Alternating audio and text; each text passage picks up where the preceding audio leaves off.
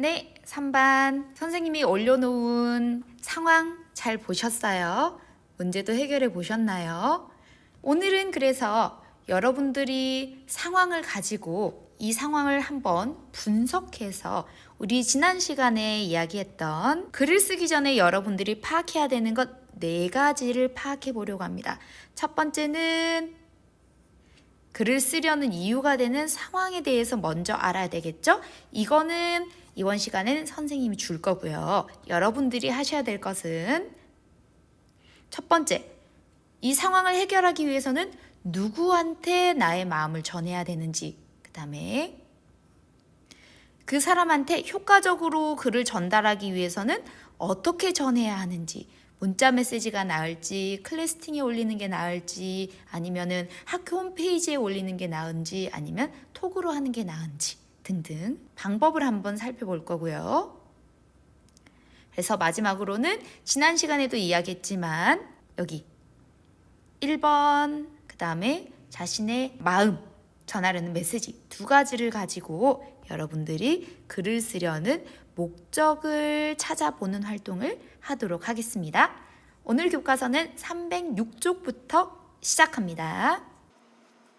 네, 수업을 잘 따라왔다면 여러분들 이미 306쪽을 스스로 해보셨을 겁니다. 그쵸? 그러면 이제 선생님이랑 답을 한번 확인을 해볼게요. 그 전에 한번 분석을 해봅시다. 3개 중에서 첫 번째, 여기 있는 분홍색 네모칸은 이미 답이 다 채워져 있어요. 한번 확인해 볼게요. 먼저는 상황이 나옵니다. 상황은 선생님께서 국어 공부를 재밌게 하는 방법을 알려주셨습니다. 그쵸? 그래서 어떤 마음이 들 수 있겠어요? 네, 당연히 감사한 마음이 들 수 있겠죠?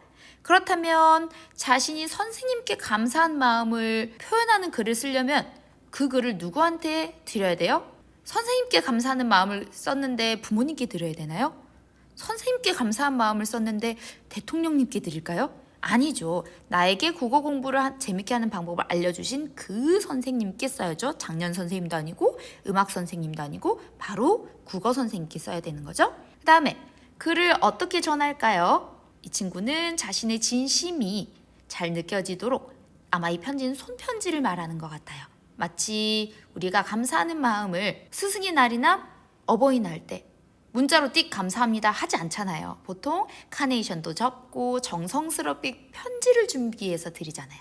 그래서 감사하는 마음을 전하기 위해서 이 학생은 아마 손편지 쓰기를 택한 것 같아요. 그러면 글을 쓰는 목적을 한번 생각을 해봐야 되겠죠? 글을 쓰는 목적은 국어 공부를 재미있게 하는 방법을 알려주신 선생님께 감사한 마음을 전하려고 글을 씁니다. 그러면 우리 위에 썼던 거 한번 체크를 해볼게요. 상황이 국어 공부를 재미있게 하는 방법을 알려주셨어요. 이게 여기 목적에 그대로 들어가 있네요. 그쵸? 그 다음에 읽을 사람 들어가 있고요. 그 다음에 나누려는 마음이 여기 마지막으로 들어가 있습니다. 그래서 여러분들이 목적을 정리하기 위해서 반드시 그 전에 상황, 그 다음에 마음, 읽을 사람을 미리 분석해 놓으셔야 된다는 거죠. 그럼 한번 가볼까요? 2번째 거. 이번에 뭐가 비어 있습니까? 네, 마음하고 방법이 비어 있네요. 한번 볼게요. 우리 이번에 목적이 나와 있기 때문에 목적을 분석해서 이 마음을 넣을 수 있을 것 같거든요. 한번 보겠습니다. 일단 상황이 나눔 장터를 열려고 하는 게 상황이고요. 그 다음에 학교 친구들에게 글을 쓰려고 합니다. 한번 볼까요? 나눔 장터를 알리려고 합니다. 이거 상황이죠. 그 다음에 친구들, 이게 읽을 사람이에요. 그러면 나머지가 뭘까요? 이게 나누려는 마음이겠죠. 그러면 어떻게 정리를 하면 될까요? 이웃에게 도움을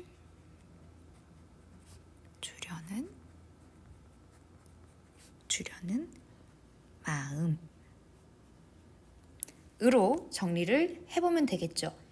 그러면 이제 글을 전하는 방법도 한번 생각해 봅시다. 목적에는 글을 전하는 방법은 안 나와 있어요. 그쵸? 하지만 우리 학교 친구들한테 전하는 거니까 여기서 있는 우리 학교 친구들은 1학년부터 6학년까지 전체겠죠. 그러면 어떻게 글을 전하는 게 가장 좋을까요? 네, 선생님 생각에는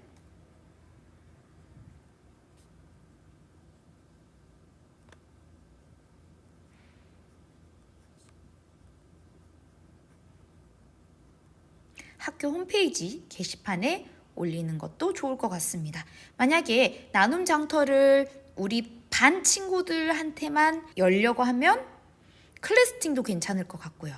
근데 이 나눔 장터를 우리 학교 학생뿐만 아니라 전체 이웃도 이용할 수 있는 나눔 장터다라면 뭐 도움을 얻어서 주민센터나 이런 데 글을 올릴 수도 있겠죠. 그래서 이 상황도 다를 것 같아요. 만약에 나눔 장터에서 팔 물건이 있으면 참여하세요를 우리 반 친구들에게 하려고 하면 우리 반 친구들한테 하는 게 좋지만 이 나눔 장터에서 물건을 살 수 있는 사람을 만약에 우리 학교 전체로 하려고 한다. 혹은 이웃 주민들 다 참여할 수 있게 하려고 한다. 그러면 그 범위를 어디까지 따지느냐에 따라서 주민센터 홈페이지가 될 수도 있겠고 뭐 구청 홈페이지가 될 수도 있는 거죠. 그래서 구체적으로 상황을 설정하면 설정할수록 파악하면 파악할수록 더 자세하고 정확하게 방법을 전할 수 있다는 것도 염두에 두시기 바랍니다. 그래서 상황을 분석할 때는 어떻게 최대한 구체적으로 하셔야지 방법을 정할 때 가장 효과적인 방법을 정할 수 있습니다. 선생님이 아까 말했던 것만 해도 학교 홈페이지, 그 다음에 클래스팅, 그 다음에 주민센터 게시판, 그 다음에 구청 게시판 4가지예요. 그쵸? 그래서 상황을 어떻게 설정해서 읽을 사람, 그 다음에 전하려는 목적이 참여해 주세요인지 아니 물건을 사러 참여해 주세요인지 아니면 여기 와서 물건을 판매해 주세요인지 대상에 따라서 전하는 방법과 목적이 완전히 달라질 수 있겠죠. 자, 그러면 이제 여러분들이 쓰는 아마 썼을 노란색 칸으로 갑시다. 일단 상황이 먼저 나옵니다. 상황은 뭐였어요? 그쵸? 문제를 푸는 방법을 누가? 친구가 알려준 상황입니다. 내가 모르는 문제 때문에 낑낑거리고 있는데 친구가 야 이거 이거잖아 쓱 이렇게 풀어 라고 알려주면 어때요? 매우 그쵸 고마운 마음이 들겠죠. 이런 거 있잖아요. 수학 수행평가 문제 수행평가를 잘 못 봐가지고 뭐 담임 선생님께서 남아서 오답 정리하고 가세요 해서 남았는데 학원 시간은 다가오는데 쩔쩔매고 있는데 방법은 모르겠고 근데 시험이니까 선생님이 알려주시진 않고 그래서 울상인데 지나가던 친구가 먼저 끝내고 가면서 이거 이렇게 풀면 되잖아 하고 쓱 알려주면 친구야 너무 고마워 조금만 기다려 같이 가자 이렇게 되는 거죠. 그쵸? 그런데 이 친구는 바로 얘기를 못한 것 같아요. 친구가 쓱 먼저 가버려서인지 그쵸? 그래서 글을 쓰려고 하는 거잖아요. 그러면 어떻게 전하면 좋을까요? 아주 간단한 메시지가 될 것 같아요. 그냥 너무너무너무 고마워 다음에 내가 떡볶이 사줄게 이 정도? 그러면 여러분들 이 정도 말은 뭘로 하나요? 선생님 같은 경우에는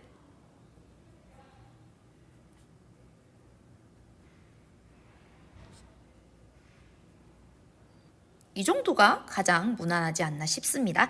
그러면 이제 메인 이벤트 목적을 정리해 봅시다. 아까 선생님이 목적은 뭐랑 뭐가 들어가야 된다고 했어요? 상황과 마음과 읽을 사람이 들어가야 된다고 이야기를 했지요. 그렇다면 읽을 사람 먼저 이야기를 하나요? 상황을 먼저 이야기하나요?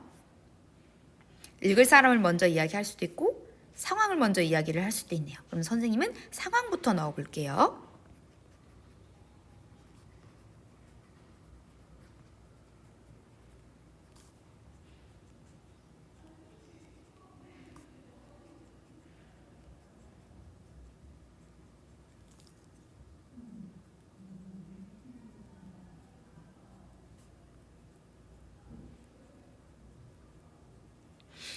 오늘 선생님이 이거 펜촉을 바꿨더니 너무 안 익숙해서 글씨가 정말 엉망이네요. 양해 좀 부탁드립니다.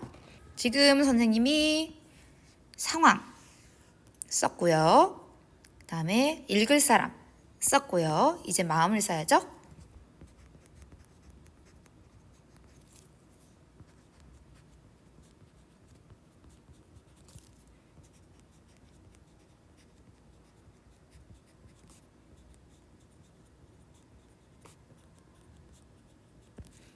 네, 위에도 뭐 전하려고 글을 씀, 뭐 어떤 글을 씀 이렇게 했으니까 선생님도 그렇게 끝내봤습니다. 마음은 여기 이렇게 들어가 있네요. 여러분들 쓴 답 확인하셨나요? 비슷했기를 바랍니다. 그러면 우리 이제 오늘의 마지막 페이지인 307쪽으로 갑니다. 짜잔! 질문 만들기예요. 하는 방법 먼저 보겠습니다. 일단 가장 중요한 상황을 먼저 떠올려 봅니다. 아까도 우리 상황이 제일 먼저 나와 있었죠. 그 다음에 두 번째로 나와 있었던 게 뭐예요? 나누려는 마음. 세 번째가 읽을 사람. 그 다음에 마지막으로 글을 전하는 방법까지 우리가 분석을 할 수 있도록 질문을 만들어 보아야 되겠죠. 그래서 이걸 다 정리해서 결국은 뭘 하고자 하는 거예요? 그쵸? 목적을 정리하기 위해서 하나, 둘, 셋, 네 가지를 먼저 분석을 해봐야 되는 거죠. 선생님이 사실 이 7번 활동을 패들릿으로 준비를 해왔어요. 여러분들 패들릿 기억나나요? 패들릿 뭐였냐면 우리 동물원과 관련되어 있는 토론 했을 때 자신의 의견 근거 찾아서 올렸던 게시판 있잖아요. 밑에 댓글 달 수 있고 위에 제목 나와 있고 네, 그 페이지를 선생님이 만들어 놨습니다. 그래서 선생님이 이미 4개의 고민들 그러니까 상황이죠. 상황들을 이미 올려놨어요. 그래서 여러분들이 그 친구들이 가지고 있는 상황을 분석하셔서 얘를 정해서 밑에 댓글을 달아주시면 되겠습니다. 댓글은 누가 달았는지 알아야 되니까 댓글 속에 여러분들의 이름을 반드시 넣어서 댓글을 달아주시기 바라고요. 오늘 출석은 이 댓글이 달렸는지로 선생님이 출석 체크를 하도록 하겠습니다. 그 다음에 마지막이에요. 마음을 나누는 글을 쓰면 어떤 점이 좋을지. 일단 선생님이 지난 수업 앞부분에 여러분들이 말이 아니라 글로 전하게 되는 상황을 한번 적어보자라고 생각해보자라고 이야기를 했죠. 선생님은 대부분의 경우는 이건 것 같아요.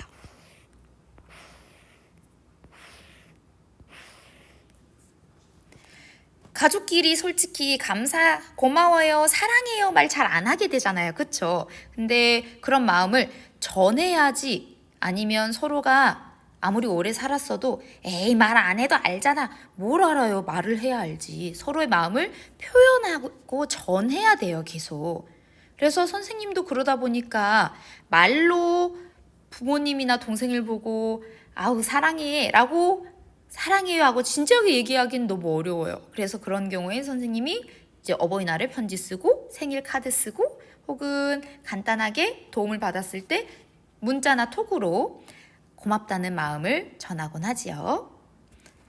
그 다음에 두 번째는 이거죠.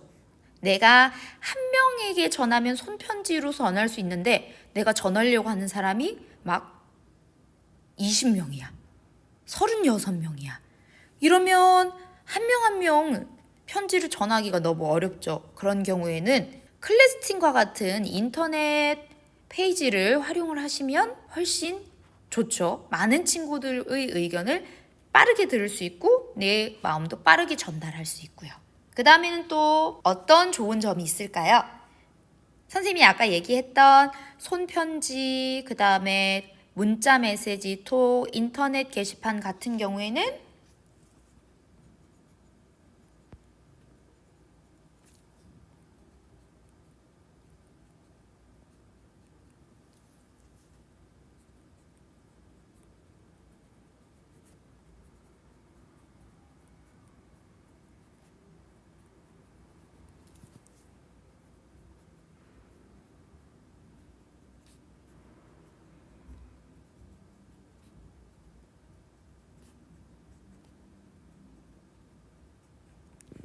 손편지에 여러분들 그냥 글만 딸랑 쓰나요? 아니죠. 보통 예쁜 그림으로 스티커로 꾸미잖아요. 그쵸? 그 다음에 인터넷 게시판에 글 쓰거나 친구들끼리 톡을 하거나 할 때도 어때요? 사진을 첨부하기도 하고 이모티콘을 쓰기도 하죠. 선생님 클래스팅 이모티콘 엄청 좋아해서 많이 쓰는 거 여러분도 다 알죠? 그래서 이렇게 마음을 나누는 글을 쓸 때는 관련된 사진이라든지 그림이라든지 이런 것들을 첨부해서 내 마음을 더 잘 전할 수 있는 방법을 택할 수 있다는 것도 아주 중요한 좋은 점이 되겠습니다.